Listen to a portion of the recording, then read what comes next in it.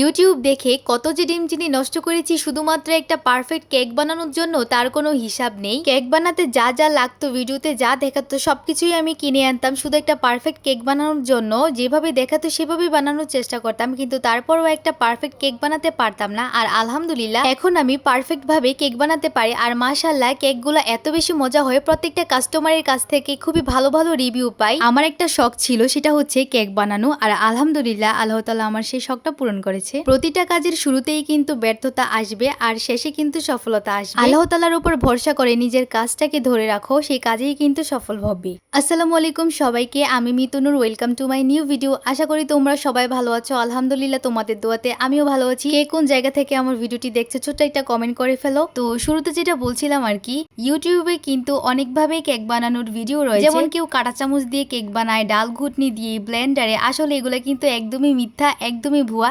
এইভাবে কেক হয় না, কেক বানানো অত সোজা না। তো এইগুলা কিন্তু আগে দেখতাম, দেখি কিন্তু অনেক ডিম চিনি আটা ময়দা নষ্ট করেছি, কিন্তু ফাইনালি কোনো লাভ হয়নি। তুমি যদি ভালোভাবে কেক বানাতে চাও তাহলে তোমাকে একটা ভালো কোর্স করতে হবে কেক বানানোর জন্য। তারপর বাসায় প্র্যাকটিস করতে করতে দেখবে একদিন তোমার কেক বানানো একদম পারফেক্টলি হয়েছে। তো যাই হোক, আজকের এই কেকটি নিয়েছিল আমার নিউ একটা কাস্টমার। রুমের মধ্যে আলো কম থাকার কারণে কেকের সৌন্দর্যটা রুমের মধ্যে ফুটে উঠছিল না। দেন হচ্ছে আলোতে যখন ভিডিও করছিলাম তখন কেকের ডেকোরেশনটা ফুটে উঠেছে অনেক সুন্দর। তো আমার কাস্টমারও কিন্তু আমার কেকটা অনেক পছন্দ করেছিল। তো গাইস, আজকের ভিডিও ছিল এই পর্যন্ত। তোমাদের সাথে দেখা হচ্ছে আমার পরের ভিডিওতে। সবাই ভালো থাকবে, সুস্থ থাকবে। আল্লাহ হাফেজ।